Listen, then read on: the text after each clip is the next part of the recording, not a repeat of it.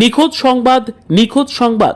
গত ইংরেজি 2রা August Domkal bus stand থেকে লজেশ শেখ নামের এই ব্যক্তি হারিয়ে যায়। তার ঠিকানা পিতা বদিউজ্জামান শেখ, মুর্শিদাবাদ জেলার কান্দি থানার চারনগর এলাকার বাসিন্দা।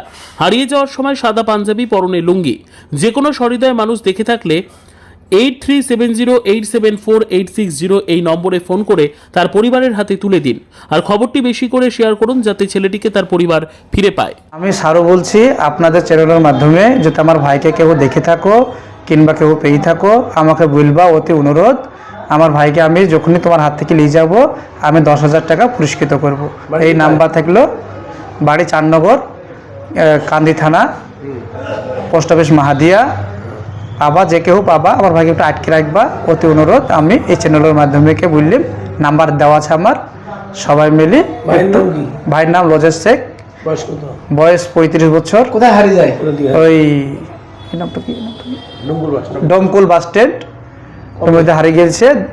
2 তারিখে হারিয়ে গেছে, ইংরেজি 2 তারিখ। কি করতে এসেছিল এগুলো? এসেছিল আমার ভাই এখানে, ওই আমার ছেলেকে আনতে এসেছিল। আনতে আসার পরবর্তীকালে আমার মা বাস থেকে নামার পরে মাথা ঘুরতে লেগে দেখুন দেরি হয়েছে। ওই অবস্থায় এদিক ওদিকে ঘুরতে লেগে, আর আমার মা ঠিক মতো রাখো ধুড়ি পাইনি।